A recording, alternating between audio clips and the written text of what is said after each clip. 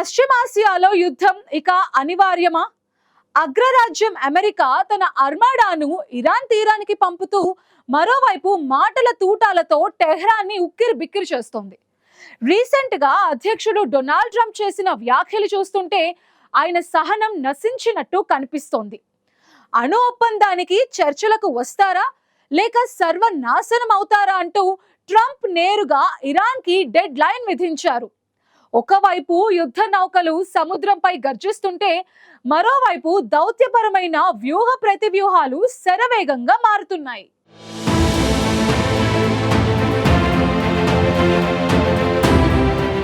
పశ్చిమాసియా మరోసారి యుద్ధ మేఘాలతో కమ్ముకుంటోంది. అణు ఒప్పందం చర్చల విషయంలో ఇరాన్ వెనక్కి తగ్గితే భీకర పరిణామాలు తప్పవని అమెరికా అధ్యక్షుడు ట్రంప్ ఘాటుగా హెచ్చరించడంతో అంతర్జాతీయ రాజకీయాల్లో తీవ్ర ఉద్రిక్తత నెలకొంది.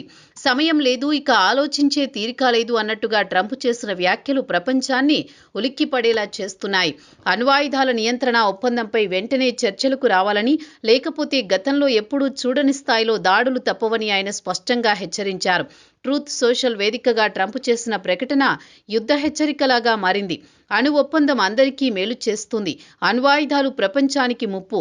ఇరాన్ త్వరగా చర్చలకు వస్తుందని భావిస్తున్నాను, కానీ సమయం లేదు.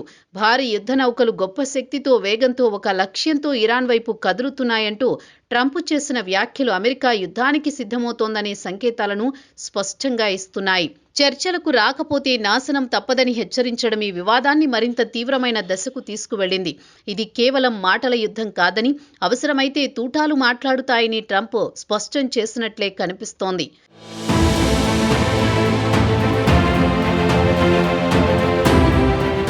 ట్రంప్ హెచ్చరికల నేపథ్యంలో ఇరాన్ కూడా వెనక్కి తగ్గే ధోరణి కనిపించడం లేదు. మమ్మల్ని యుద్ధం వైపు నెడితే గతంలో ఎప్పుడూ చేయని స్థాయిలో ప్రతిదాడి చేస్తామంటూ ఘాటుగా స్పందించింది. అయితే మరోవైపు తాము చర్చలకు సిద్ధమే అని చెప్పడం ఇరాన్ ద్వంద్వ వ్యూహాన్ని సూచిస్తోంది. ఒకవైపు యుద్ధానికి సిద్ధమవుతూనే మరోవైపు దౌత్య మార్గాన్ని పూర్తిగా మూసివేయకుండా జాగ్రత్త పడుతోంది. ఇదే సమయంలో అమెరికా దాడి చేస్తుందనే అనుమానాలతో పశ్చిమాసియా దేశాల మద్దతు కూడగట్టే ప్రయత్నాల్లో ఇరాన్ నిమగ్నమైంది. ఈ క్రమంలో కీలక పరిణామం చోటు చేసుకుంది. అమెరికా ఇరాన్పై దాడి చేయాలంటే తమ గగనతలాన్ని వినియోగించేందుకు అనుమతించబోమని సౌదీ అరేబియా, యునైటెడ్ అరబ్ ఎమిరేట్స్లు భరోసా ఇచ్చాయని తెలుస్తోంది. ఇది ఇరాన్కు తాత్కాలికంగా ఊరటనిచ్చే అంశమే అయినా పరిస్థితి పూర్తిగా తమ చేతుల్లో లేదని కూడా టెహ్రాన్కు తెలుసు. ఎందుకంటే పశ్చిమాసియా అంతటా ఇప్పటికే అమెరికా యుద్ధ నౌకలు, సైనిక బలగాల మోహరింపు కొనసాగుతోంది. ఏ క్షణాన ఏం జరుగుతుందో అర్థం కాని పరిస్థితి నెలకొంది. ఇదే సమయంలో అమెరికా విదేశాంగ మంత్రి మార్క్ రూబియో చేసిన వ్యాఖ్యలు కొత్త చర్చకు తెరతీశాయి. Iran supreme leader Ayatollah Ali Khamenei తొలగితే ఆ తర్వాత అధికారం ఎవరి చేతుల్లోకి వెళుతుందో ఎవరికీ తెలియదని ఆయన వ్యాఖ్యానించారు. సెనెట్ ఫారిన్ రిలేషన్స్ కమిటీ ముందు వాంగ్మూలమిస్తూ రూబియో చేసిన ఈ వ్యాఖ్యలు ఇరాన్లో పాలనా మార్పు ఎంత ప్రమాదకరమో అమెరికా కూడా అంగీకరిస్తోందని సూచిస్తున్నాయి. ఇది కేవలం ఒక ప్రభుత్వ మార్పు కాదని, అంతకంటే సంక్లిష్టమైన పరిణామమని రూబియో స్పష్టం చేశారు.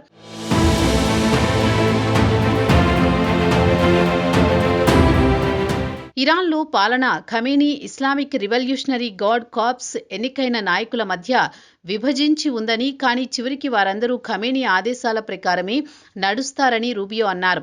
సుప్రీం లీడర్ ఆ వ్యవస్థ కూలితే తర్వాత ఏం జరుగుతుందో చెప్పడం చాలా కష్టమని, ఇది వెనిజువెలా కంటే కూడా సంక్లిష్టమైన పరిస్థితి అని రూబియో వ్యాఖ్యానించారు. ఇరాన్లోని ప్రస్తుత ప్రభుత్వం దశాబ్దాలుగా బలంగా పాతుకుపోయిందని, అలాంటి వ్యవస్థ కూలితే అస్తవ్యస్త పరిస్థితులు తలెత్తే ప్రమాదముందని ఆయన హెచ్చరించారు. ట్రంప్ నిర్ణయం మేరకు పశ్చిమాసియాలో అమెరికా సైన్యాన్ని బలోపేతం చేయడంపై కూడా రూబియో స్పందించారు. ఈ చర్యల లక్ష్యం యుద్ధాన్ని రెచ్చగొట్టడం కాదని, ఈ ప్రాంతంలో ఉన్న అమెరికన్ సైనికులను రక్షించడమే అని అన్నారు. సైనిక చర్య అవసరం లేకుండా సమస్య పరిష్కారం కావాలని తాను ఆశిస్తున్నానన్నారు. అయితే అదే సమయంలో ఇరాన్ అమెరికన్ బలగాలు భాగస్వాములపై దాడి చేసేందుకు సామర్థ్యాన్ని పెంచుకుంటోందని కూడా పేర్కొన్నారు. అంటే ప్రమాదం స్పష్టంగా ఉందని, అందుకే ముందస్తు జాగ్రత్తలు తీసుకుంటున్నామని అమెరికా చెబుతోంది.